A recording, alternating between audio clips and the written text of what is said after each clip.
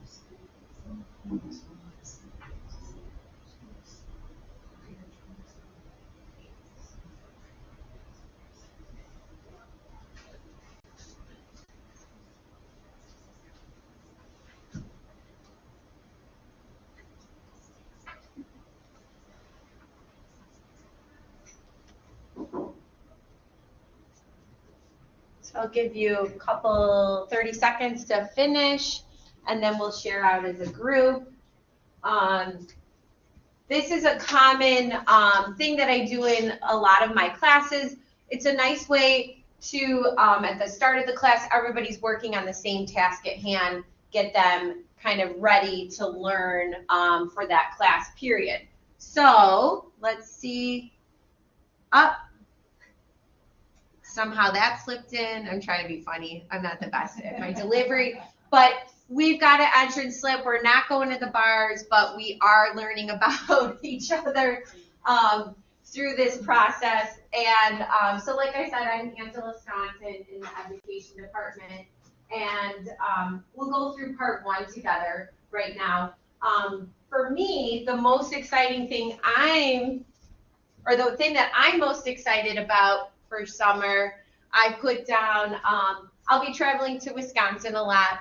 I love to be in nature. I'll be gardening all summer. I just started my seeds right now, the other day. And then just relax, read books. And so, again, I'm kind of sharing some of the, what do I want to say, like parts of formative assessments, even in these questions. So multiple ways that you can allow your students to show that they understand through either words, statements, or even pictures is a great way. There we go. So does anybody want to go next and just introduce themselves and tell us what you're doing over the summer? Hi. I'm Joy Fritz. I'm from nursing. Okay. And I'm going to sleep, rest, and work out. Yes. That's it. Sounds delightful. Nice to meet you. I'm Terry McConville. I'm education. Looking forward to vacation, reading books, and back deck parties and hangouts. Yes, well, I'll be joining both of you. Wait, did you say your name was Joy? Joy. Okay, I want to make sure I'm catching everybody's names. All right, this table back here. I'll start. I'm Hunter Stuckemeyer. I'm in the education department. I'm very excited because we're planning to go to Boston to catch a Red Sox game. Our goal is to see every Major League Baseball stadium at some point. So we've got 2 down. And that's not even like both of the ones in Chicago. Okay. So, and then I'm very excited I'm going to be writing an article over the summer and just sit back and paint for a little bit too. I love it. Thank you. Hello everyone, my name is Bożena Zarska. I'm teaching math. Actually for summer I don't have a class, so I'm going to do all things which are not really educational. But I'm going to Poland with my family, so long time with my parents, so it will be really fun and I love gardening. Oh, good. What kind of things do you like to garden? Actually, my plants are this much. I mean, this big. Yeah. Oh, wonderful. But they are not in a garden. Yeah. Yeah, but like, I have everything pretty much. Like, what grows, that is the best. I know. Some years things grow and some don't, right? That's kind of what happens. So tomatoes for sure. Yeah. Wonderful. Nice to meet you. Hi, Sarah, right? Yes, I'm Sarah Brown, and I'm in curriculum and assessment. And this summer I want to go on walks. I don't want to garden. I want to pull weeds. I'm a destroyer, so my husband plants, and I destroy everything. And then I just eat outside too. Yeah. Awesome. Hi, my name is Karishma Verma. I'm over in the English department. And then 3 things for summer, so teaching, relaxing, and reading, and hopefully reading all the books. I'm going to be reading books too. Anything that you have ready to go? Not yet. I still need to select what I want to read this summer, but yeah. Hello everyone, I'm Shakina Lawrence. I'm in the library. And glad to hear everybody's reading. Sounds Right. on the summer reading program, so that sounds like interest to me. For the summer, I will be working. But I am excited at the end of the summer, my family is going to Belize. So I'm going to spend some time in Belize with my husband's family. Fun. All right. Well, yeah, I would join the reading book club. Yeah. Awesome. All right. Well, thank you so much for sharing. Now let's take a look at kind of what we know about formative assessments. We'll go through these questions quickly. This is, again, a nice way for you to kind of gather data on your students, what they know, what they don't know. So number 1, true or false, formative assessments are usually given while students are learning the material. Just blurt it out if you think that's true or false. I will pass. If it's true. It's true. It's true. So yes, it's during the learning process. It's formative assessments. B, formative assessments are usually not graded. True. Usually not graded or have a very low point value. C, inclusive assessment holds high expectations for all students. What do you guys think? True. We want high expectations Inclusive assessments kind of follow the universal design for learning framework, and we'll see kind of how those go hand in hand. True or false? A component of inclusive assessment is student-generated testing questions, or test questions. That's probably better worded that way. Yeah, it's true. I kind of fooled you. They're all true. So yeah, allowing students, say, I want everyone to create a test question for this upcoming summative test or summative assessment. That would be a part of an inclusive assessment component or skill. Any examples of what you're doing in the class right now of formative assessments that you'd like to share? I usually, at the end of each class, have my students do an exit ticket. So basically just like a couple questions of what did you learn in today's class? How can you apply it to the upcoming assignment? And like any questions that they have. Yep, that's a great example. Anybody else doing anything? Yeah, like multiple, you can give them, like a little quiz, multiple choice, like one, that would be great, like, Definitely. Another great example. Sarah? And not doing it currently, but I think oftentimes it's helpful to do a formative assessment kind of in the middle or the third of the way through, just so people can check in. And you can also, if you have them talk about it, small groups, and you can listen, you can see where they are. Yep. And what you need to adjust. Yeah, that's a great thing. And these are all the components of formative assessments, gathering that data, seeing where you need to adjust the lesson or the curriculum for the student. Anyone else? Student journals. Oh, journals, that's a good one. And I see that a lot in ECE across all my adjuncts. They're using a lot of journals, whether it's self-reflection, even maybe self-assessing what they're doing out in the field and how they can, use what they're learning in class to make it better and just continuously just readjust their practices out in the field. All right, and then that's kind of for you at the end, where do you think you're at in terms of formative assessments? And then there'll be an exit slip at the end, kind of asking you to rate yourself again. So here's basically what we're going to do today. I'm going to give a nice brief overview of the differences between formative and summative assessments. We'll look at examples of formative assessments. We will also tie in universal design for learning. We'll talk a little bit about inclusive assessments, and then I have an exit slip as well. I'll share this Google slide deck with Laura. She could email it to all of you at the end of the PowerPoint, all of the resources that I used to gather and create this PowerPoint is there as well, because there's some really great articles that I pulled from for my research. So again, formative assessments is what we're doing during the lesson, during the learning process. So it's pretty low stakes and has a low point value, or maybe not even a point value. So again, you're just, throughout the process, you're just gathering data on your students. What's their background knowledge? What do they know about this particular concept or topic or learning objective that I set for the lesson? So it's always during the learning process, and just like Sarah said, we're figuring out where students are having that hiccup or where they're struggling during that lesson, because if I have them, work on a little 1-minute paper or exit slip, whatever, I can take that and adjust the lesson for next time and provide more support for next time.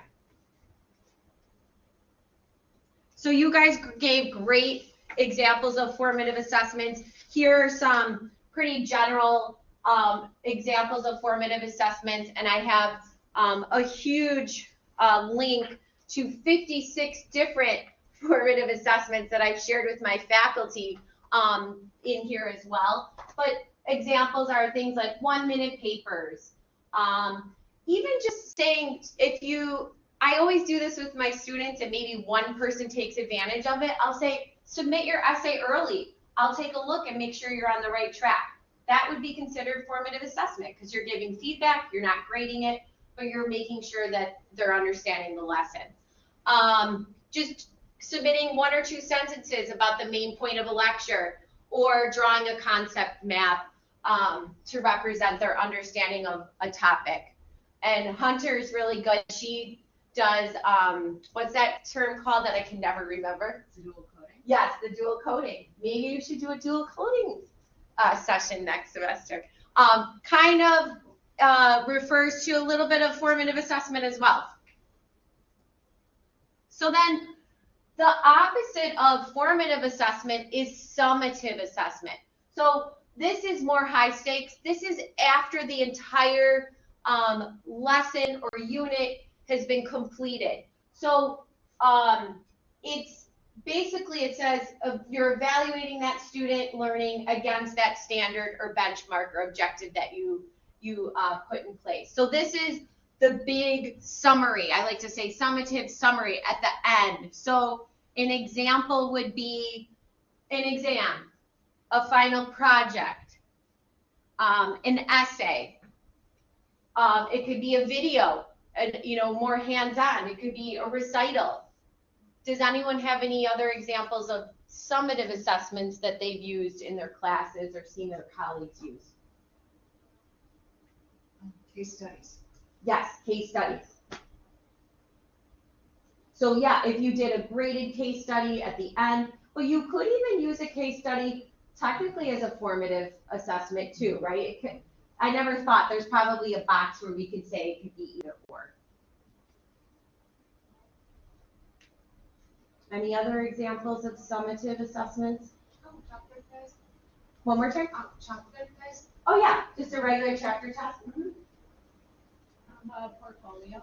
Oh yeah, portfolio. Mm-hmm. In what class? Well, you do that in English. Yeah, usually for rhetoric 90, like developmental, we have them do a final portfolio. Okay, that's great. Yeah, or sometimes we do online portfolio. I remember having to do that for my master's years ago. All right.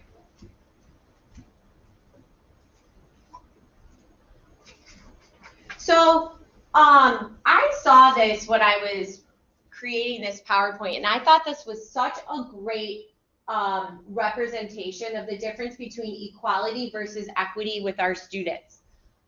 It's this picture, and it breaks down what's happening of these 3 potential students that are at a baseball game. And it says, all right, all these 3 students, they're being treated equally here, right? They're all on these blocks, but we can see the person that's taller still can see the game really well. The person that's not so tall, is barely seeing, but then the person that's shorter cannot see the game, right? This is the equal opportunities for all. We want to, as instructors, kind of move away from, well, I'm going to provide the same thing for all of my students, right? That's what equal or equality means, right? No. Here in the second image, it shows, okay, we'll give supports now for the 2 students that couldn't see very clearly over that barrier, right? And this is, they're being treated what they call equitably, right? We gave them the supports. But the third picture is what really is what we want to focus on here. And we can apply this now to, all the things that we do in our classroom.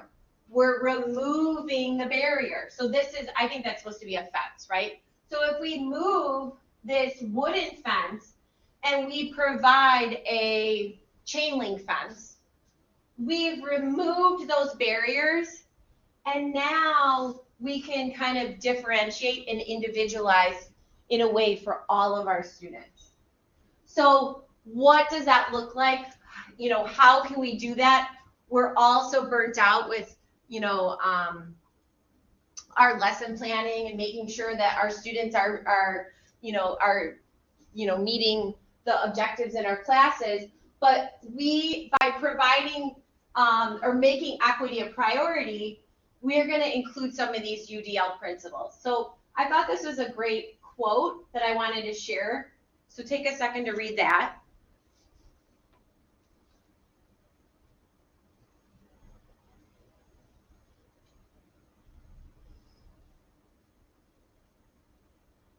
So how would you put this into your own words or relate it to classroom,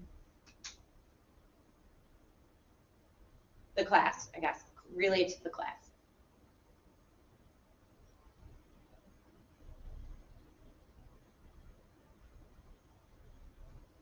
Or maybe I'll rephrase it. Why are single pathways exclusionary? People learn very differently. Yes, right? So if we only give them one way to answer the problem, that's being exclusionary. We should give a couple ways to answer the problem. And we're going to get in the nitty-gritty of that in just a second. So again, that one size fits all, it doesn't work for our students. So when we incorporate UDL principles, it says they have multiple options to learn. They know what materials they can use and how they can demonstrate their learning. So let me just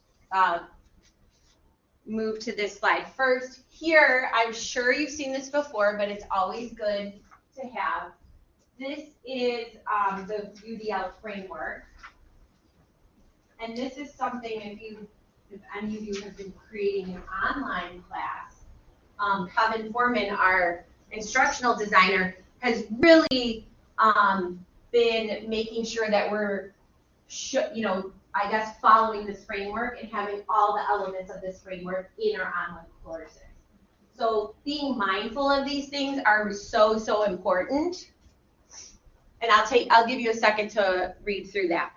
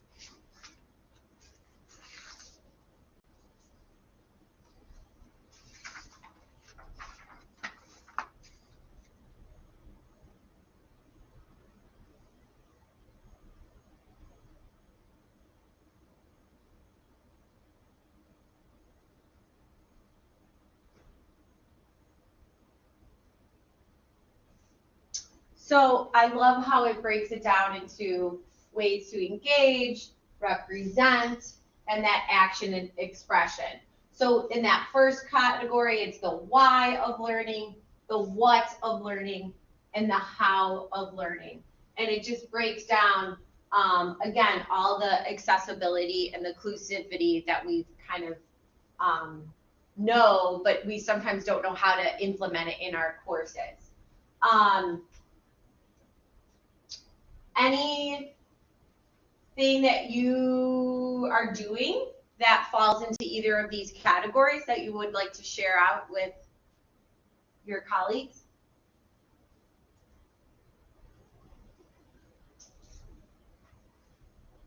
Hunter. So in action and expression, the second category under that, providing options for expression and communication. Just giving students options just from writing a paper. Because sometimes some students are more visual learners, some are more kinesthetic, some are more verbal. And so giving them guidelines for each of those different categories and how they be graded if they choose a different route than just writing a paper. Mm-hmm. That's great. I, in an online class, I started giving the option, but it was either to write an essay or respond to the questions through a video. And I loved the video option, and a lot of the students chose that. But they had to make sure that they really answered all of those questions that were given to them clearly, concisely, and they follow their rubric. And then I got to know them on a different level because I never really see them. I see them in an introduction video and, maybe another video here and there, but this really gives me a better idea of their skill set and if they're really learning the material. Anyone else have, Terry? So under engagement for sustaining effort and persistence, I've had a hard time this semester getting some participation and discussion going. So I've taken to, reading an article or having a topic and then moving them around the room to different spots and standing up and answering questions on kind of like a whiteboard and talking to each other and forcing it to happen, and it has. So Yeah. Yeah. That's a great idea. Sometimes just moving the chairs around and the desks around, that it really Even when we makes a just did group difference. work, they still do their independent. And I was like, all right, you're gonna have to get up. Yeah. You have to move. Yeah. Yeah, and when I subbed for that class, that is a tough class. They are so quiet. I know. And then I feel like I'm like blabbering. I'm like, come on guys, wake up. I'm like, we need candy in here. I know, I did that. I arrived one day, I was like throwing candy at him, like, Yeah, answer a just like question and I'll take just candy. like Jim. Jim does that. He throws candy at his Yeah. students when they discuss or talk in class. All right, anything else? For the engagement portion of recruiting interest, optimizing individual choice and autonomy. So I typically let my students pick out what topic they want to select for each of our projects, as long as it fits within the guidelines. Correct, yeah, and that's really important too. Even like I have an article review in my class, I will have lots of different articles. I don't say just, you have to do this one. You pick the one that interests you. And then sometimes the ones that I printed out, I'll say, if none of these even interest you, you can use this website, find something that, you want to read and, engage with, and then write an essay about. These are great ideas.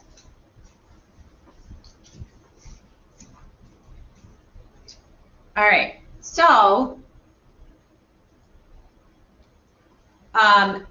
thinking again, like I said, inclusive assessments, follow this UDL framework, and according to this article I found, it was from Diversity and Inclusion in the College Classroom, and I included the link.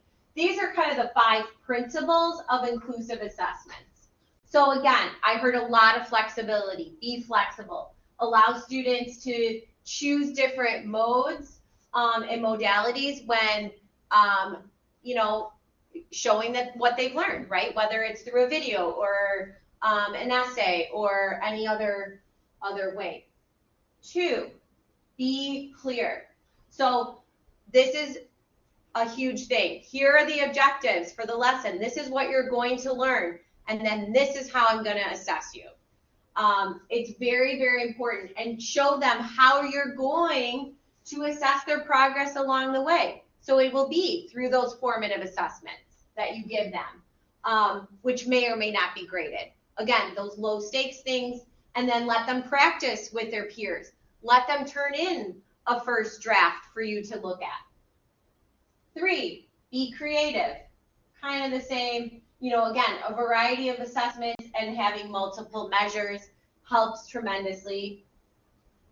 4, it says be concerned with the collective, but as well as the individual. So look at both group assessments or assignments and independent assignments, and maybe make them equal in terms of grading. Because you all know sometimes there's students that prefer to work alone, but we all know we have to work with others in the real world, so we do need to see them working with their peers as well. And so we need to grade them based on that interaction. So having, peer evaluations when they're in groups and having rubrics to grade one another. And that's another big component if you're creating those online courses, to have those peer interactions online and projects embedded that are collaborative in nature. And then 5, it says be holistic. So again, we know that we're going to continuously assess them, gather that data before, during, and after learning, and providing that frequent targeted feedback. Don't wait, a month to return back the test or the essay. They need it back as quickly as possible. I know it's hard because I sometimes slack in that department, but when it's fresh in their mind, try and get it back to them, a quick turnaround as quickly as possible, because that just all aids in that learning process and also that data gathering that we keep talking about.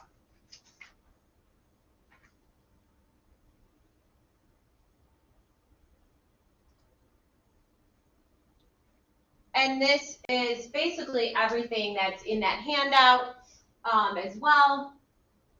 Just, I don't even need to read it. You guys can read it. Those multiple varied methods, holding high expectations, that frequent feedback. And then whether it's quantitative and qualitative, I think the example that I've found when we look at a more quantitative, if we're looking at a math class or a science class, sometimes we would ask them how they would solve a problem rather than having them write down the solution. So step by step, how they would solve it. But again, giving them different ways to solve it.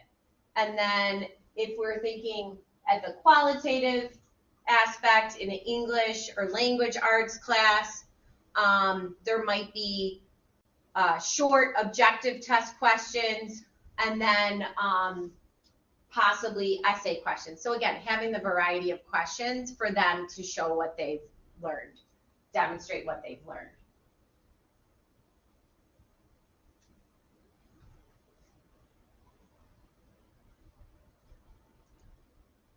All right, so here is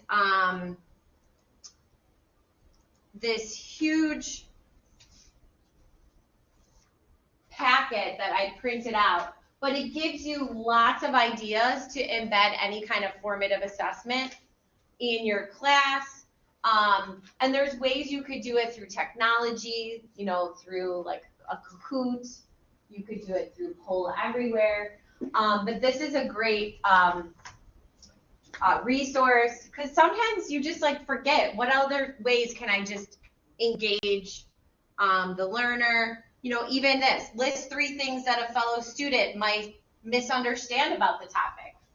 That's a great one. I would never even think to ask that. Even just creating a Venn diagram, as simple as that is.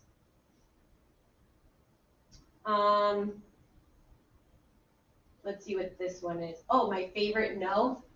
Assign students a warm-up problem or 2, hand out index cards to the students, sort them into yes or no, choose your favorite no response, and analyze it as a class. So, and then there's a video. But mini whiteboards, that's a common way that a lot of math teachers work on math problems in class. This one I like, create something, build or create something that requires that they apply what they have learned. So could be related to any topic, really. I would think if you're teaching something about data analysis, in a preschool classroom or something, you could, have them create some kind of activity with little preschoolers that they could then, sort, I'm thinking of buttons in a jar or something, right? And then they sort it, and then they would chart the results of all the blue buttons, red buttons, yellow buttons, and keep track of it that way.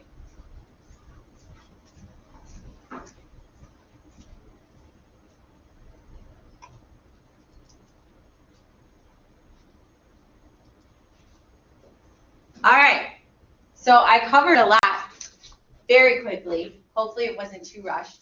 So here's my exit slip. Let's gather more data and see what we learned. And then you guys can go outside and go for a walk. Oh, yeah, good to see you. There you go.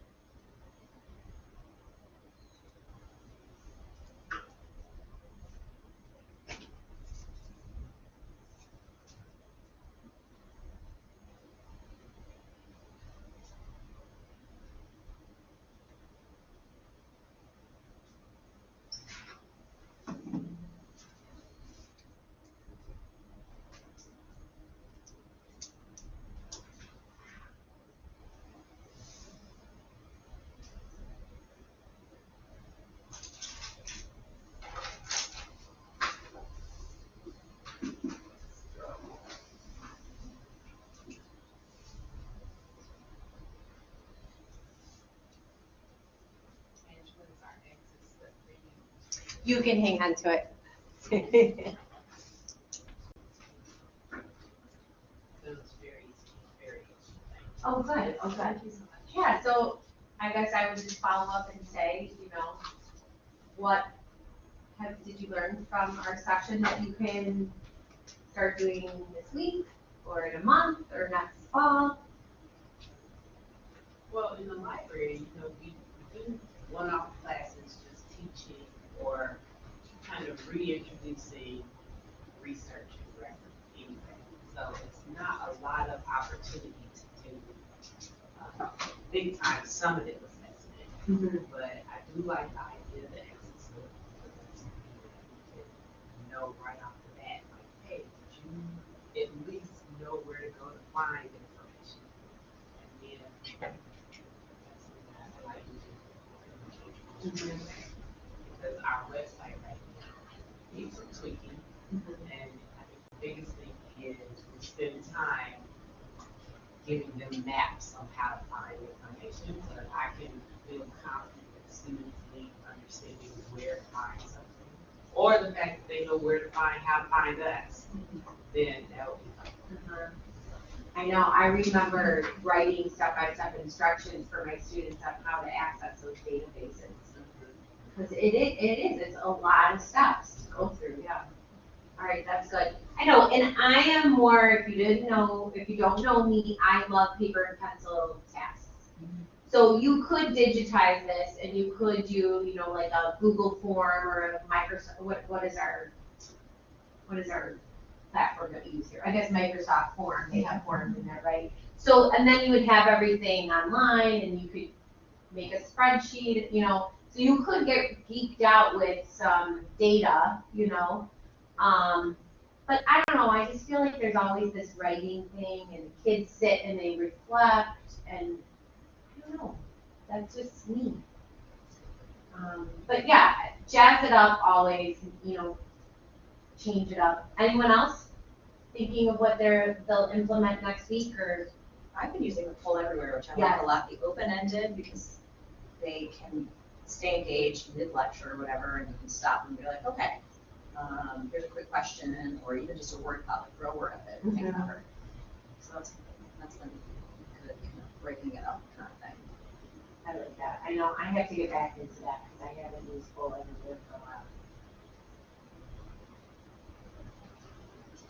Anybody else? Any suggestions or things that you want to learn more about formative assessment?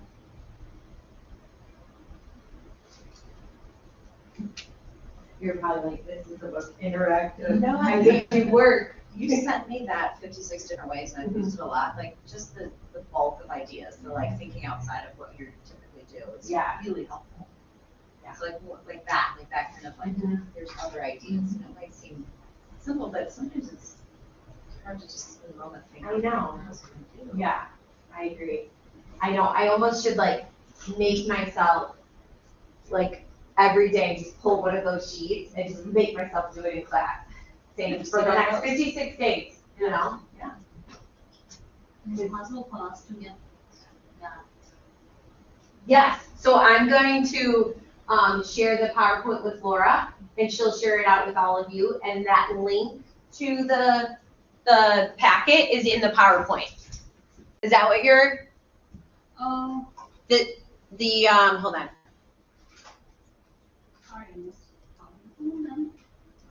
This one, the 56 examples, Uh-huh. yeah, that's in there, it's in the link, in the PowerPoint, or Google Slides.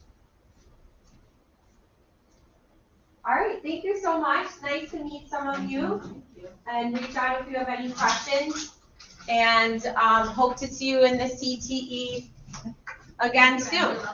Thank you. Thank you.